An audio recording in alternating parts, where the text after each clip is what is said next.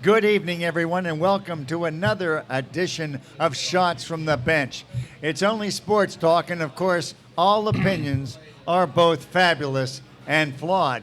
I'm Bob Wiltman. My co-host is Bob Murphy. Our producer, Greg Malinzuk's running around behind the scenes, playing with cameras, trying to get the light straightened out, and also trying to get Bob and I a free drink, which he was able to accomplish this week. We're going to listen to his opinions now because of that. Right. But we are here at the beautiful Gators Dockside in beautiful Brownwood section of the Villages. That's Gators Dockside. They've got the tastiest sports in town. We are here every Tuesday from 6 to 7. We'll have some trivia, get some opinions from the crowd, and we're going to be talking about every sport in the world. So we are the only sports talk show in the Villages, and that is as true as when we started 6 months ago. So it's great to have you all with us. And Bob, let's get right to the point. Well, you said every sport in the world, so are we going to talk about cow tipping? We're going to talk about petanque.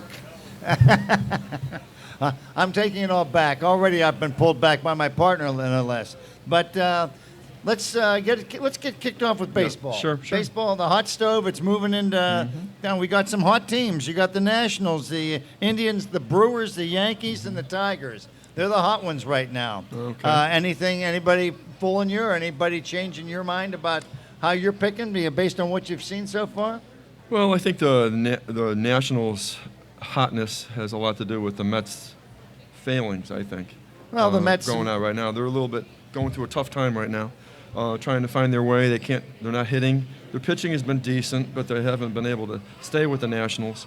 Strasburg and Scherzer are doing their thing. Yes, they are. Murphy is still cooled off a little bit, but he's doing well. Really, they're not unbelievable hitting team. I don't know how they do it. More of a timely hitting team. They are a timely hitting team, but boy, I'll tell you what. I look at that lineup. I still, outside of Murphy, who has been an enigma this year, hitting 370.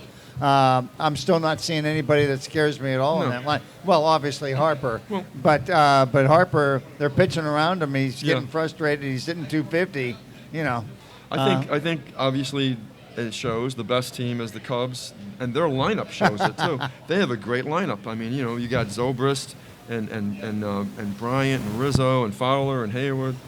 These guys are continually doing what they're supposed to do. The Cubs, and like I said, we'll talk about the Cubs right now because I think that they are in line for as big a winning season as I think we've seen in Major League Baseball. I think they're looking at least 110, maybe 115 wins, which is ridiculous. Where would they be if they had Kyle Schwarber from the beginning of the year? He was he's one of their great young players who went down early. It's amazing. They've and Soler, I guess, is on the DL, so they're even missing a couple of guys that are integral parts of the team, and they're still absolutely stomping the life out of all the other teams in their division or not in their division. There's no team like them pitching-wise either. With Arrieta's 10-1, you got Lester's 8-3. Lackey 7-2, Hamill 7-2. Oh my God! Well, you just go on. You just keep trotting out these guys with all these wins, and with that lineup, I mean, they look unbeatable. The only place where I think they might be vulnerable, but you'll never know about it, is the bullpen because they're already winning. They're always winning by 5 or 6 runs. I mean, they were really put together with the idea of taking it all this year, and unless the sky falls in. Right. I don't see anybody in the National League that's going to give them a hard time. They brought Zobrist in from Kansas City. Yeah, Zobrist is hitting. He's hitting 324 with 8 home runs and 38 RBIs. That's a nice. He probably won't stay up. He probably won't stay up there, but he'll hit 285, 290. He's a good hitter. Chris Bryant's doing his thing. Yeah. He's got 15 home runs, 280, 45 RBIs. Anthony Rizzo, is 14 home runs and 47 RBIs. So, they got a lot of guys doing it. A lot of guys making it happen. Well, like I said, the Cubs are a special group. But let's talk about a couple of these teams that have gotten fairly hot that really weren't setting the world on fire. I particularly want to talk about the Yankees. The Really? Yankees, they're up to 500. Oh, I know. And, They're doing much better. They're getting some decent pitching from places they never thought they were going to get it Right. from. And now we were talking off camera. Ike Davis, they got the venerable Ike Davis That's to play gonna change first now. everything, I'm That's sure. I'm sure he's going to lift them to a couple wins that they normally weren't going to get. Well, he's a great fielding first baseman. I remember when he was with the Mets. It was between him and Duda. Maybe they should have kept. Well, Duda. Duda had a better. Dude is hurt. A better spell or whatever, Yeah. a better time in New York than Ike Davis did. When they shipped him to Pittsburgh, But I just think that the Yankees deserve the. You know who else deserves some credit? The Brewers came out of the box looking like the worst team you ever had assembled. They're back to 3 games within 500, and my hat's off to them. Are they going to finish 500 or better? Probably not. Probably not. But by the same token, they've got some guys that are producing and some pitchers that are finally starting to come through for them. The fact that they're dancing around that close to 500 to me is miraculous. Unfortunately, they're in the same division as the Cubs. Well, yeah, that's so the way. probably. But you know what? The wild card's not out of the question for them if they Of course not. If they were to continue playing better. I like I said, if the Mets keep their nose clean, actually, I think the Mets can still win that division. But if they don't, I still think if they keep their nose clean, they can win 95 games and walk into the wild card. And well, with the Mets, you got David Wright and being out with injury, and he's got that degenerative type of injury. Yeah. And then you got Duda's out, and he hasn't been really hitting when he was in. And then you got Dano, the catcher. They're talking about trying to pick up a catcher in free agency. I'm not free agency, but in the you're talking about a trade. By trade, yeah. Mm-hmm. At the All-Star break. So, they don't want to. They need to do something. They don't want to disrupt their team. But I was talking even to Greg off camera. You got 4 solid starters, and Wheeler's coming back. So I would take. He's obviously turned it around. I'd take Matt Harvey and throw him out there, and I'll bet you can find an all-star caliber, solid player with a great bat that you can put in the middle of your lineup and turn that hitting malaise they got around right now. But right now they're not doing it. But I'll bet they're shopping Harvey as we talk. So you think Harvey would be the one? They sure don't want to trade DeGrom, Syndergaard, or Mott. Maybe Harvey would be the one because he has a little baggage, and not a lot of baggage, but there's some things that have happened in the last couple of years. Well, he's proven he's turned it around a little bit. I mean, he's starting to pitch much better baseball. Absolutely. Maybe now's the time. You're right. DeGrom, Syndergaard, and Matt, I don't. DeGrom, Syndergaard, Matz. No, Matz. And then sorry. Wheeler come in.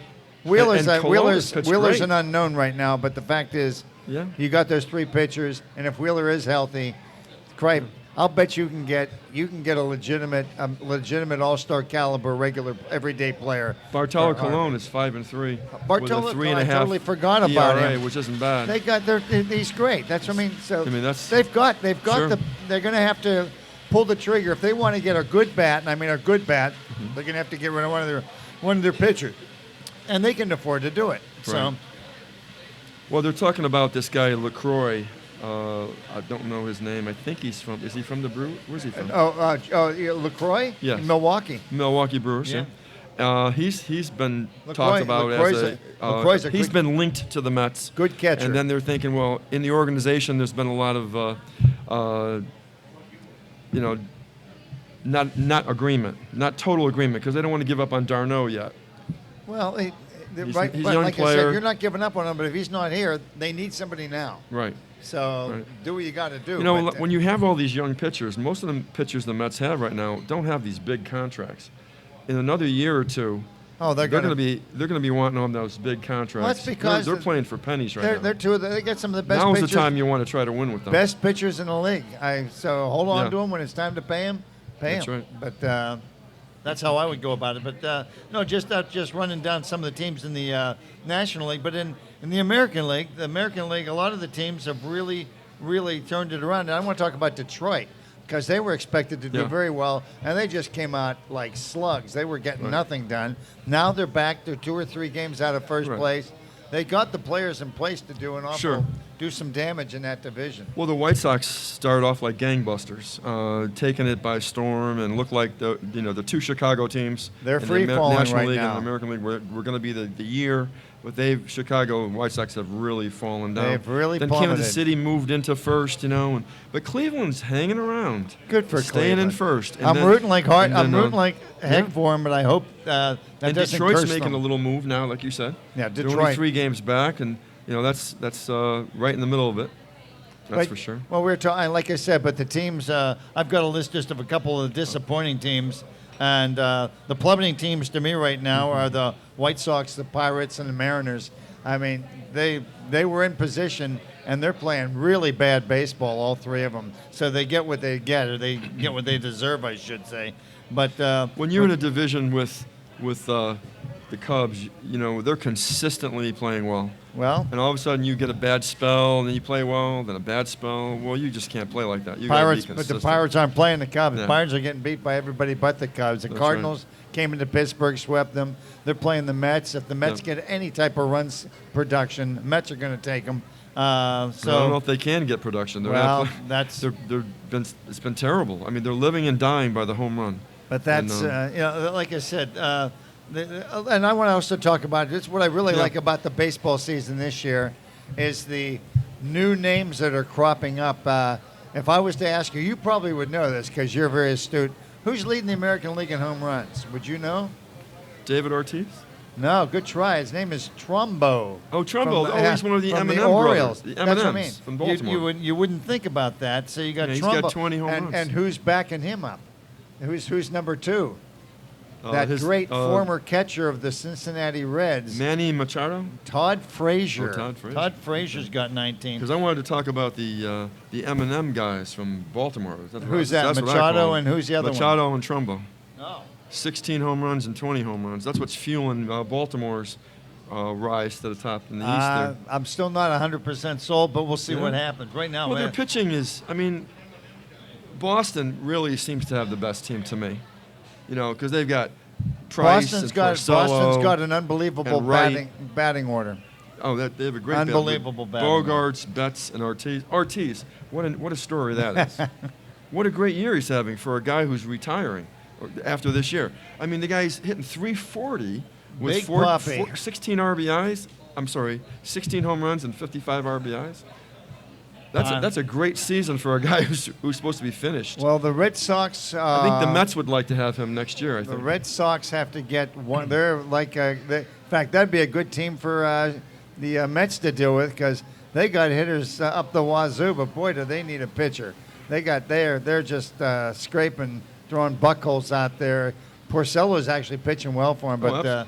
The Red Sox. Porcello they got Price, Porcello, and Wright all with 7 wins. Well, Wright, like I said, that's great. But like I said, Wright's having a great year, and he's a knuckleballer. So hey, if he can keep it up, he's going to be great. Yeah. That's right. But that's always difficult. Mm-hmm. But I'll tell you what. Well, that whizzed by the first quarter, and we still have a little more baseball to go. But we're going to get into the NBA as well. So we'll be back. We'll be back with the second quarter of Shots from the Bench right after this. I can't do any better than that. That's a good. Your last word. I timed that perfect. You don't know that.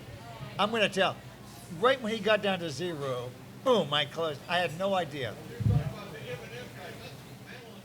Mantle and Maris.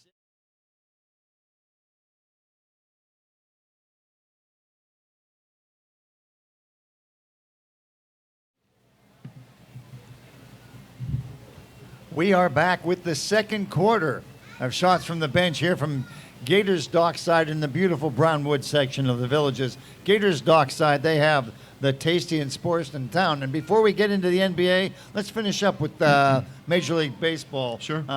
We were just talking about some of the guys, new names that are cropping up in the National League.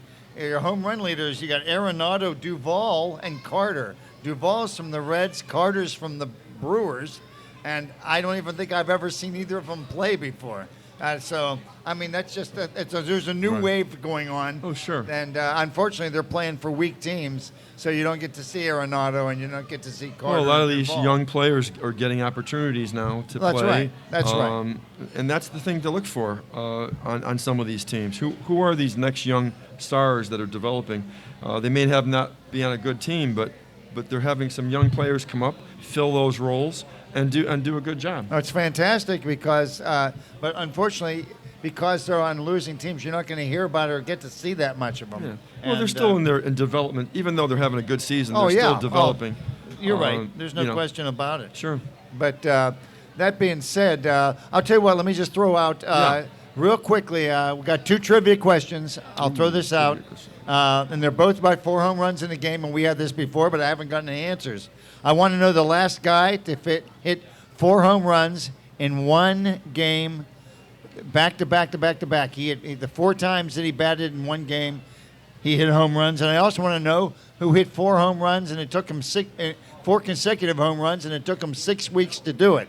So those are the 2 I'm throwing out there. Who hit 4 homers in a game, but it took him 6 weeks, and who was the last guy to hit back to back to back to back 4 home runs and his 4 times up in one game. And with that being said, the heck with the baseball trivia. Let's get to the NBA since that's the Why, is the there big something going on? The big championship is going on. Everybody's saying why did they lose? Was it because Draymond wasn't there? Was it because I'm just curious. I know you're our NBA guru here, Bob, so you're gonna have to straighten me out because I've got some thoughts, but it's not anywhere near as going to be as valued as what you have to say.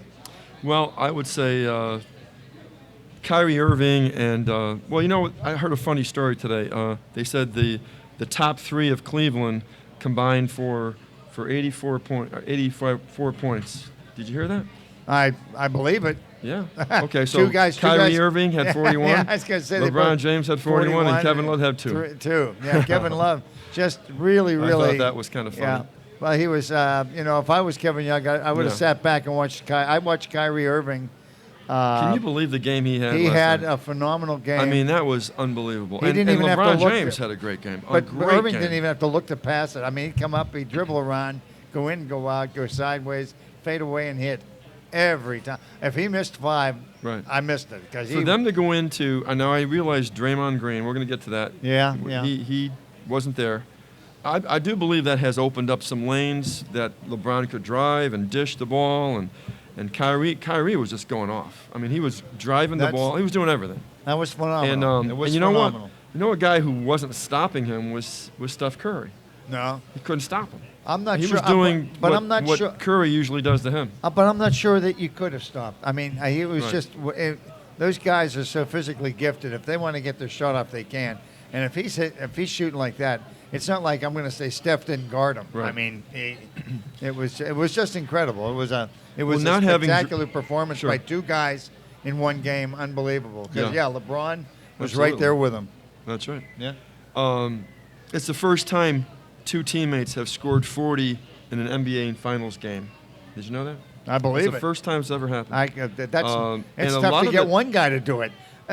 I'm sure some of it had, we can always debate this, but not having Draymond Green on the floor, Maybe. such a defensive presence. We'll never Not know, only but you're does right. he makes everyone else around him better defensively. You're right.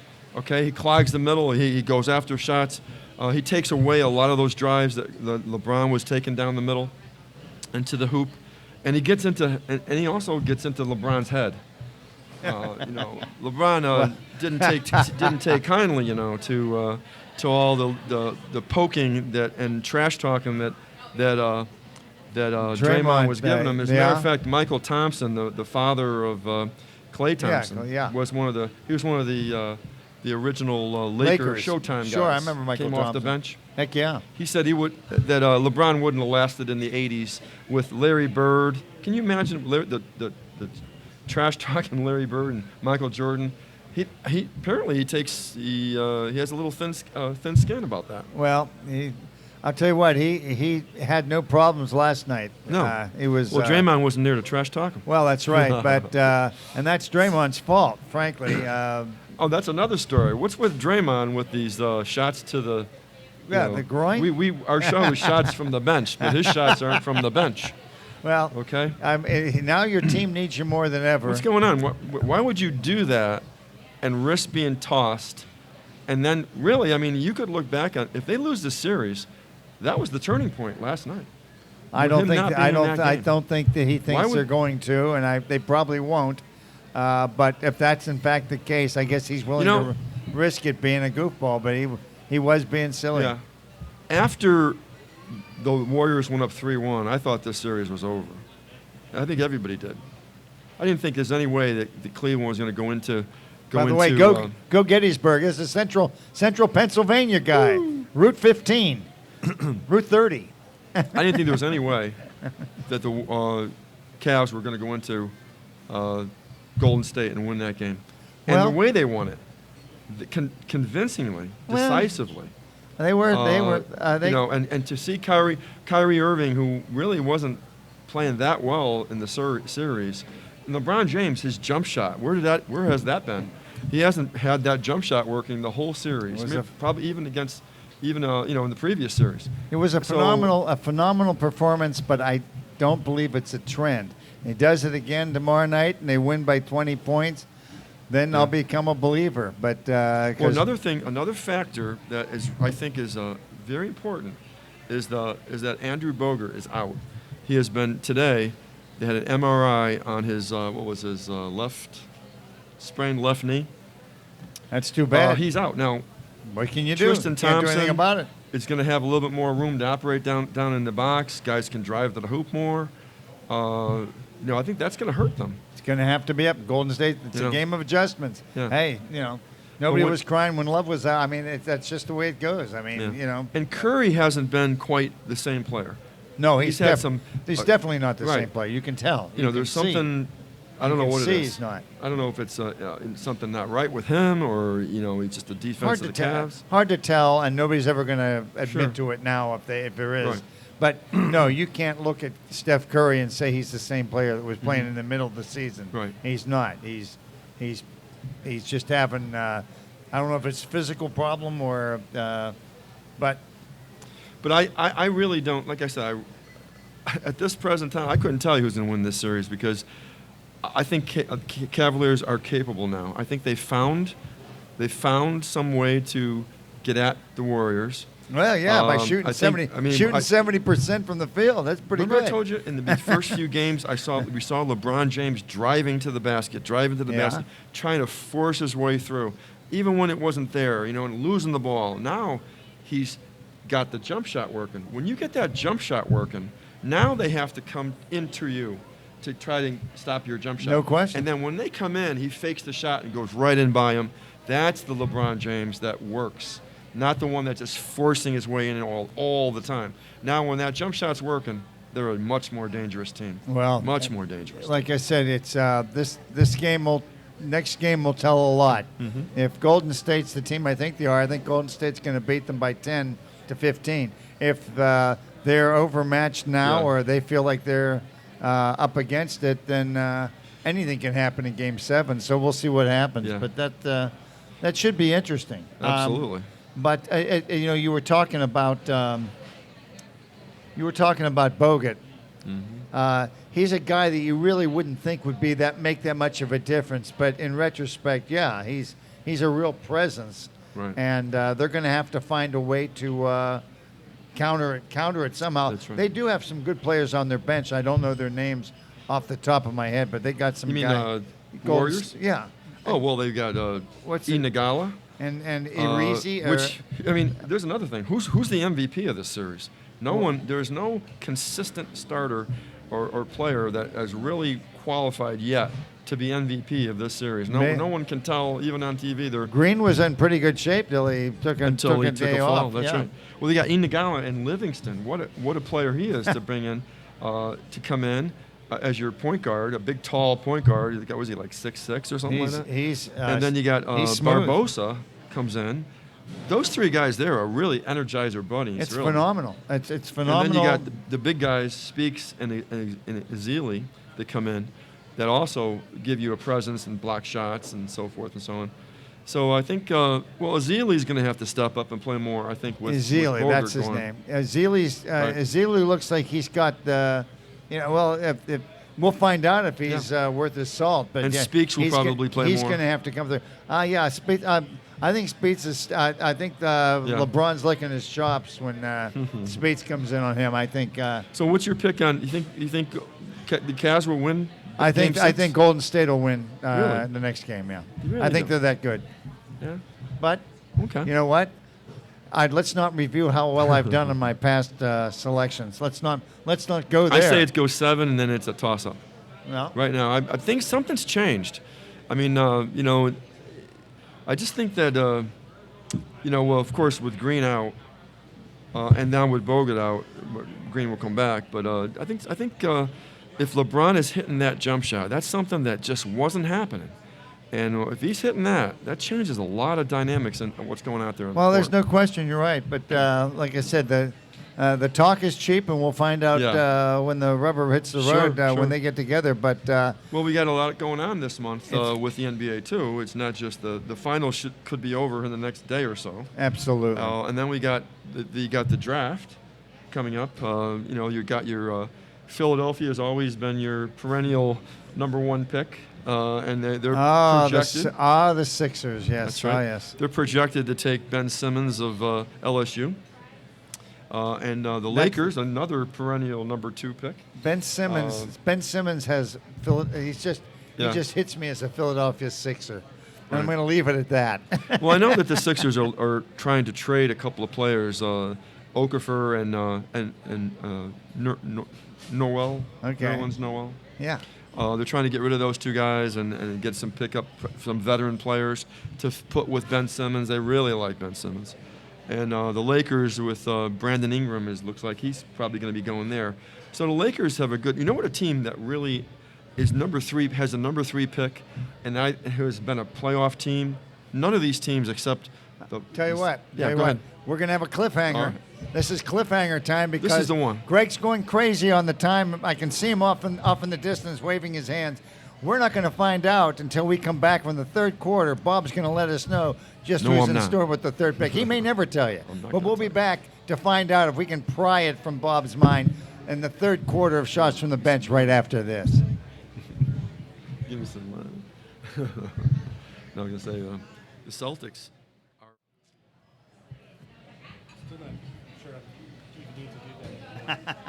Don't do it again. Point. Don't do it again.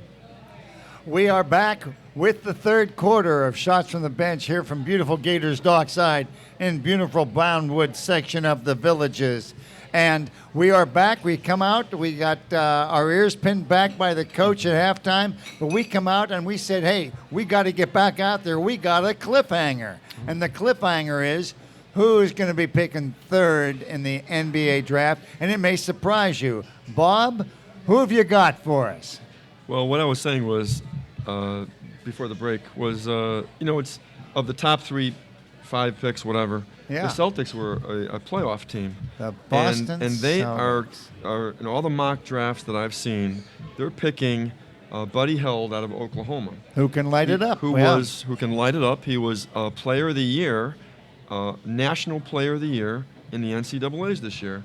What an addition that would be to that team, who needs a little bit more scoring. Yes. They played great defense. Yeah. And a good coach, too. That could really help them move up to the next step in the next couple of years. Which is why you draft as you draft. That's right. But how did they get that third pick? Who'd they make a swap with on that one? I didn't. I have no idea. Don't know either. exactly But I was on going that to say, one. But, whoever pulled that trade off did a pretty good job. That's right. Because they're going to get a good, solid, Right. star quality ball player. So they're a team to look out for in the next couple of years. Also, the Timberwolves, they're looking to try and trade a player for Jimmy Butler. If Butler ever went on that team with Anthony Wiggins and Zach LaVine and all them guys and Anthony Towns, Karl Anthony Towns at center, what a team of the future. That to me, the youngest team that's going to be the team of the future is the Minnesota Timberwolves right now. That's the team to watch out for. And you know what? And you better watch them when you can because they're never on. And if somebody would let them get on the air once in a while, I could Sure. watch them. And speaking of Wiggins, you remember a couple of years ago when they traded Wiggins. Oh, yeah. When they drafted Wiggins and traded for Kevin Love. I remember Do you think that. they'd want him back now? No, it's too late. No, Can't be done. I know You're it's right. too late. Yeah, Obviously, I know, it's too late. I know. Yeah, but you you're know right. what a player he would be on this current Cleveland Cavalier team. No question. No question. I'm sure they're having in That's the right. dark moments at night. They think about that. That should have guarantee stayed. you. He should have stayed right there. Yeah. But they wanted to win immediately, and Kevin Love was on a bad team, was the go-to guy pretty much, averaging 24, 14 rebounds a game, 25 points a game, whatever it was, and now he's on a team where he's like the third rung player. Yeah. Third player, and he hardly gets the touches. He's not rebounding the same. He's just not the same player. Well, he's not the same player, but yeah, there's nothing worse than being labeled a great player on a lousy team. Yeah. And he's slowly working his way towards that label. I mean, so I hope he gets He things fits straightened in. out. I mean, there are times that he fits in and stuff. But oh yeah, I mean, he's but, had some great games, but he also, I thought he was a no-show. Yeah. Not that. Why would you give him the ball? Anytime James and That's right. Irving touched it, they made a hoop. So what the heck?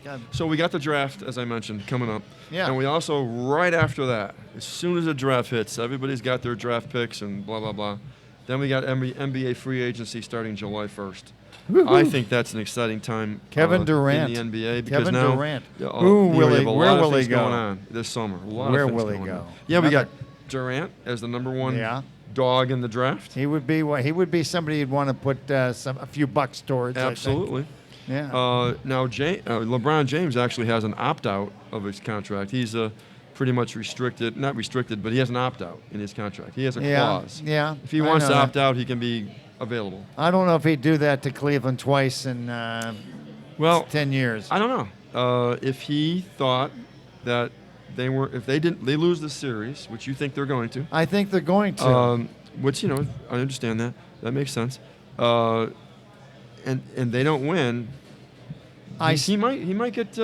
I still think, and you tell me if I'm wrong here, and because I've been wrong before, but it seems to me his goal now. He's had his championships when he went to Miami. I think his main goal now to finish out his 5 years or however long his career is going to last is to win a championship in the city of Cleveland. That's He's what he said. basically from there. That's what he said, and I really firmly believe that's his goal and what he wants to do. I think now, so. if he changes his mind and leaves, that's certainly his prerogative. But we do have a track record to go by. Yeah. So so I think he'd be foolish to do so. I think it'd be better for them to just add a player here, add a player there, Absolutely. and build it from there.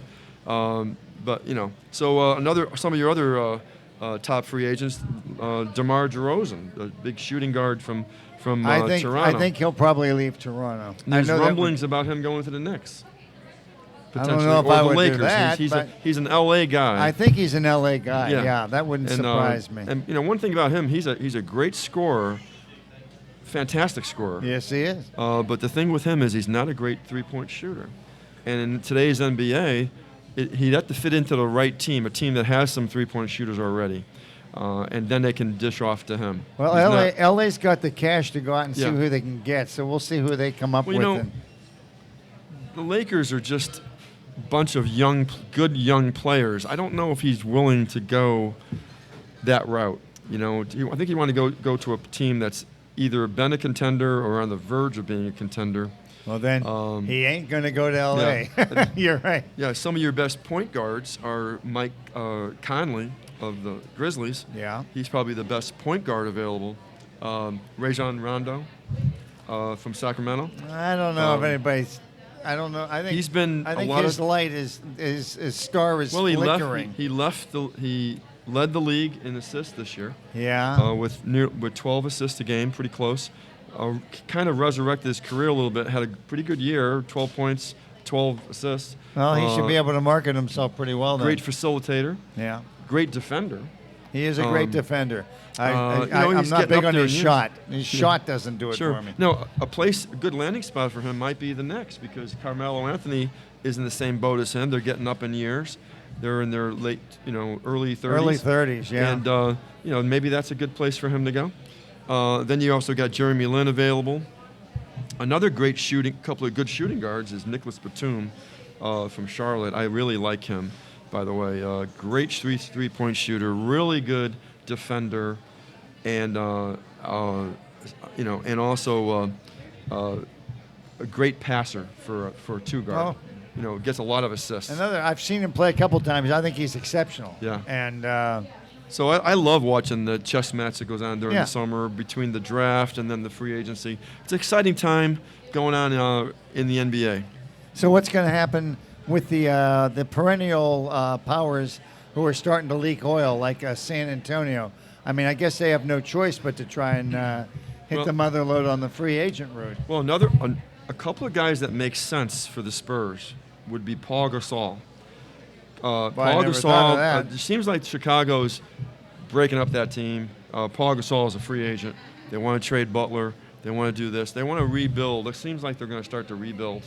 And that would make sense. Paul Gasol, an international player, surprise, surprise, going to the Spurs. Yeah. Being their center with the experience that he brings and the type of player he is, he'd be a perfect fit in San Antonio. He's almost like Duncan. I don't think he's anywhere near as good He as can block Duncan. shot, hit the three That's what I mean. Yeah, but he just seems like a smart player that knows how to play. Right. Makes good passes, good judgment. Getting back to the Rajon Rondo. Yeah.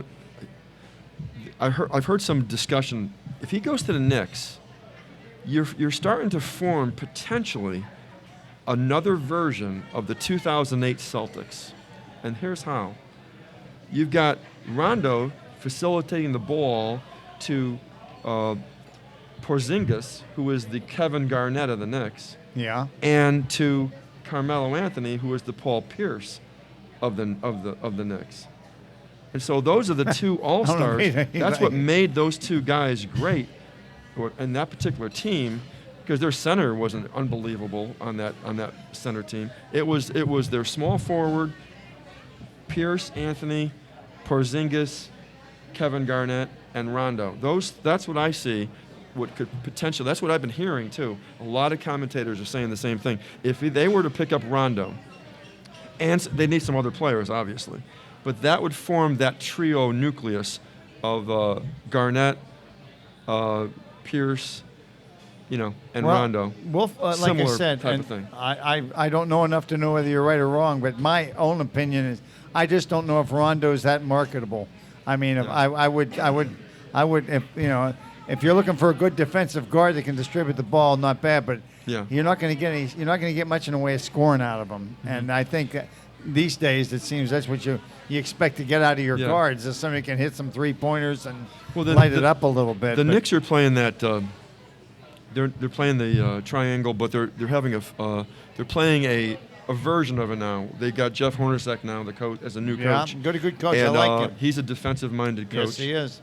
And so they're bringing him in, and Rondo in that system doesn't have to be a go-to three-point type guard. No, you're right. And as long as the ball is moving, and when you got Porzingis, who has a great range for a big guy, Carmelo Anthony as well, and then of course they're going to have some other players now. But I thought that was an interesting take when I heard them talking about that threesome in Celtics with the Knicks threesome with Rondo coming in. That was an interesting take. Well, it's an interesting talk. Like I said, my opinion of the Knicks is that I think Melo is more of a problem than a solution to their problems. Right, That's my opinion. Mm-hmm. Obviously, the guy's offensively gifted. I just don't know if he's the world's greatest teammate. And but maybe I'm wrong. Maybe he just needs the pieces in place to get him going. So, but regardless, who knows how these teams will take shape? That's what's so fun about the summer. The teams begin to take shape, and it surprises people. Go places you don't surprise. You're not expecting them to go. How about the Orlando team? Well, there's talk they have the 11th pick in the draft. Yeah. And there's talk of them trading for a Jimmy Butler. Wouldn't that be a great? Boy, now that would make a lot of sense. That makes a lot of sense. That would make a lot of sense. And you know what the Orlando Magic said? You can have anybody you want except Aaron Gordon. I don't know why they would not Aaron Gordon, but that's what they said. They would said Tom Thibodeau.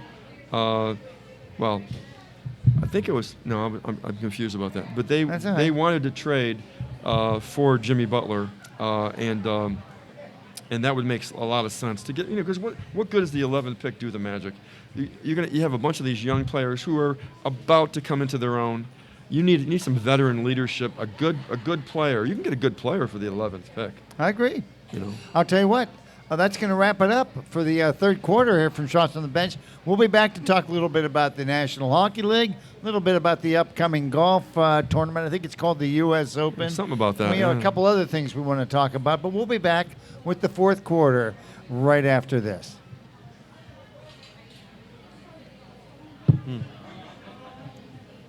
I spent a lot of time reading all these different.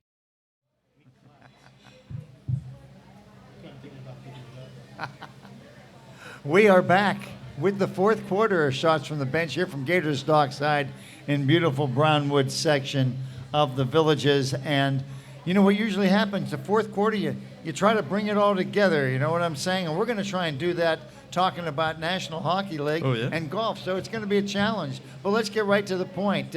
And Greg, our producer, makes me say this. He predicted Pittsburgh would beat San Jose. I'm from Pittsburgh, and I predicted San Jose would beat Pittsburgh. And I'm happy to lose.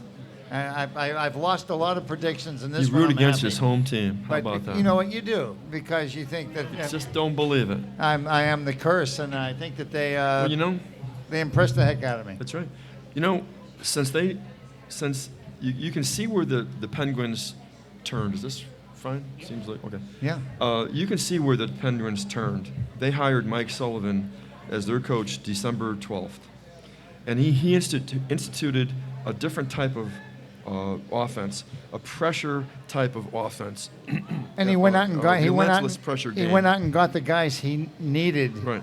to accommodate the system he wanted to play. You're right. And this particular system fit these players perfectly. Oh yeah. I mean, they went under him. They were 33, 16, and 5. Is that right? Well, I knew during they the were regular good. season, and That's then they ridiculous. rolled into the playoffs as the hottest team in the National Hockey League. Of course, they beat the Rangers, Capitals, Lightning, and then the Sharks. But that recipe of success. With that core of Sidney Crosby, Phil Kessel, Malkin, Letang. Yeah. Malkin. Hard to match. There's no other team really that has that four guys. I mean, you like San Jose, they have a lot of. But I'll tell you, with this particular system of the speed and the pressure that he instituted, that just made now it's like the type of team that the Warriors are in the NBA. Everybody wants to kind of make a team now they're like emulate them. Absolutely. And this is what they're looking at the Penguins now. You know it's coming. This type of speed, a speed game. Crosby handling the puck. He led the league in handling the puck. Yeah. Distributing, scoring, whatever. Being that point guard on that team, in a sense, and so it's been a real success story. Well, it has been a success story, and I think, this is hardly controversial to say, but to me, the most irreplaceable of all the Penguins is Letang. Letang puts in 30 minutes on defense. He handles the puck. He's their playmaker, and if he's out, they all look at each other like we don't know what to do. So he really, I was glad to see them win the cup because I think his performance really deserved it. He gets a little chippy and he gets away with some hacks, but they need him desperately in that lineup, and he really did come through. But no, everything you said I agree with, Bob. Sullivan came in. They lost their first 4 games.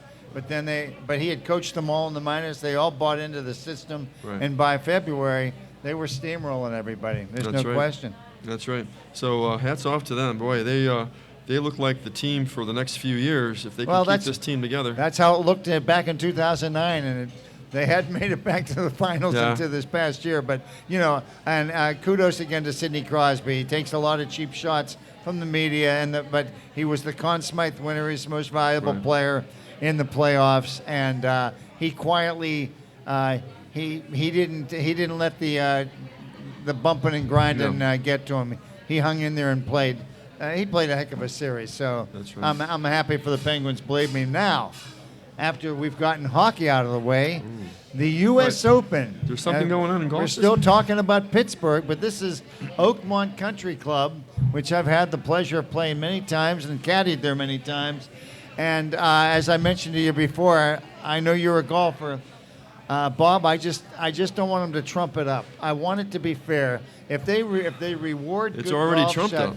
Yeah, it's okay to let the rough grow, but you've got to make the greens fair and accommodating. Oh. You can't let luck come into determining who's going to win the golf tournament. So I just hope that. Well, we'll find out, but I'll bet the money I don't have that Well, this course, we won't this be an chair's under moving par. around here, There won't be an under par player in the tournament. It's going to be all over par. sure, as you know, this course has a history of being one of the toughest, if not the toughest, That's right. course in the country. The very thick rough and greens that can be compared to putting on ice, literally. Oh yeah. I was watching some video of a lot of the pros practicing out there this week. Even earlier today, because it starts on Thursday. Right. And they're just shaking their heads. I mean, they know. You know what? They come up to the first tee and they're intimidated. Even the Sure. pros are intimidated. Sure. This course intimidates. There are bunkers all along the greens, all along the fairways, all around the greens. I saw several times putts that were come right up to the hole and coming to a stop, and then begin to pick up speed and go right There off they the go. green. Yeah. It's amazing. And apparently that's the way. I mean, even Sammy Snead said back in the day that when he put down his ball marker, that his ball marker slid off the green. So, I just want it to be fair. I want a good golf shot rewarded. Right. I don't want to see them bounce like they're hitting cart paths. Fast greens are fine. Right. Heavy rough is fine. But by golly, when you hit a good wedge into a hole, I want to see it hit and grab. I don't want to see it bounce and run into the rough, which is 5 inches high, and then you get a bogey where you should have had a chance for. I agree with you. I hope. That would be my way of. But you know what? That's one of the main reasons. I mean, I love watching the majors anyway. I love watching the top players play, but it's going to be crazy.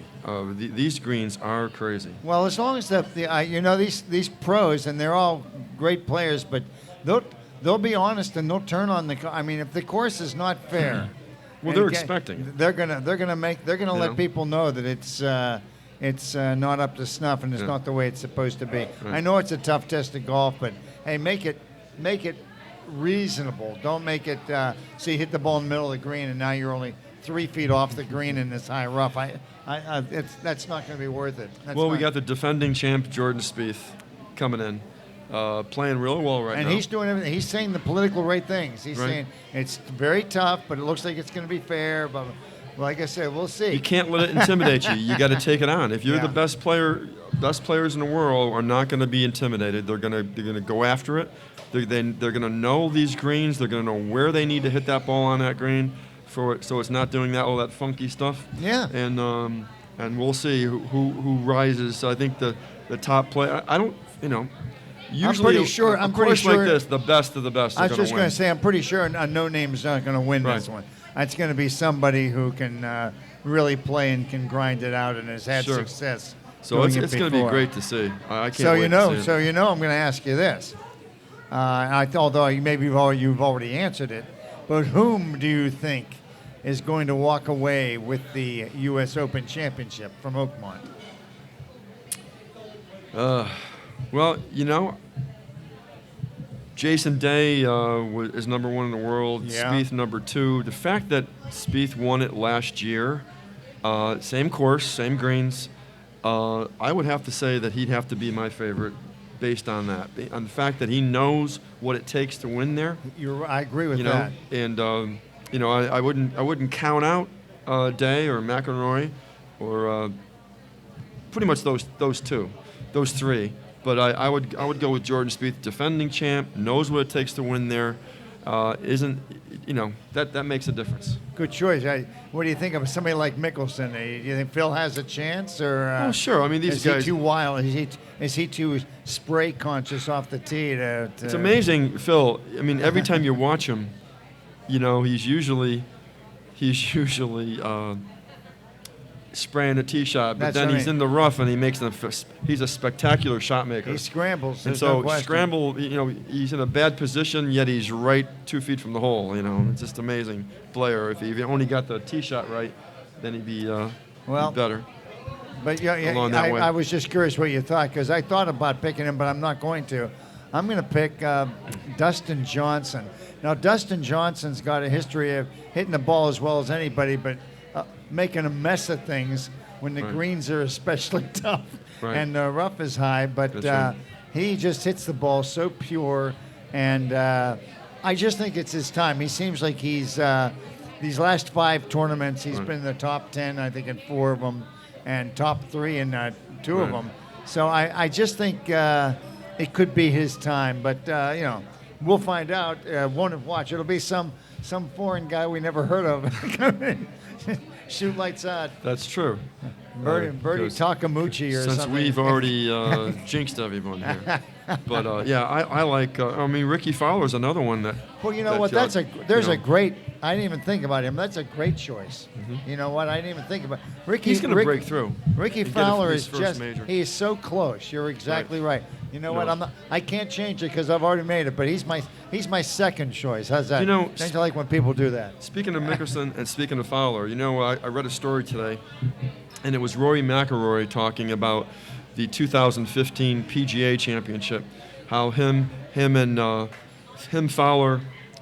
McIlroy, Fowler, and Mickelson were in the hunt right down to the wire. And he couldn't understand how he was watching Fowler and Mickelson fist bump and high five each other after they're playing. He goes, what are you doing? How can they do that? It makes no sense to me. I'm here to win a tournament. I'm here to beat you. Yeah. Not to help you up. We're not here to fist bump Not to and buck you up. That's right. And I agree with Roy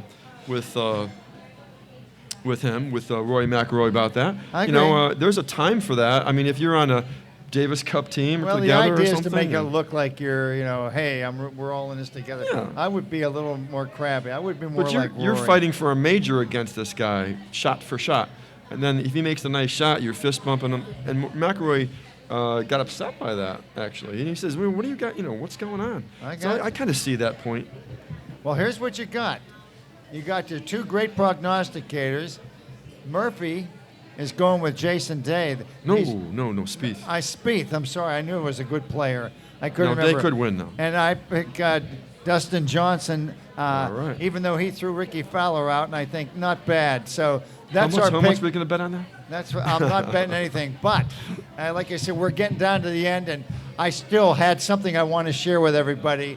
The Carolina Hurricane, the hockey team. The former Hartford Whalers. The former Hartford Whalers signed a player to a contract, and his name is Sebastian Aho. Now, I want to know excuse me? what kind of childhood Sebastian Aho had growing up, because He's a real... Never mind. I was going to say, do you think he got teased a little bit? I'm sorry, I just had to go there. Because it was one of those, I'm still childish enough when I read that. Well, when he's not playing well, they can say he stinks. And with that, Sorry what we'll about do is that. we'll I close couldn't up resist. shop That was totally with inappropriate. This session of Shots from the Bench. Totally inappropriate. We will all be back next week at Gators Dockside with another edition of Shots from the Bench. Thanks for joining us. Sebastian Aho. This place stinks. It's like Cole and Paul.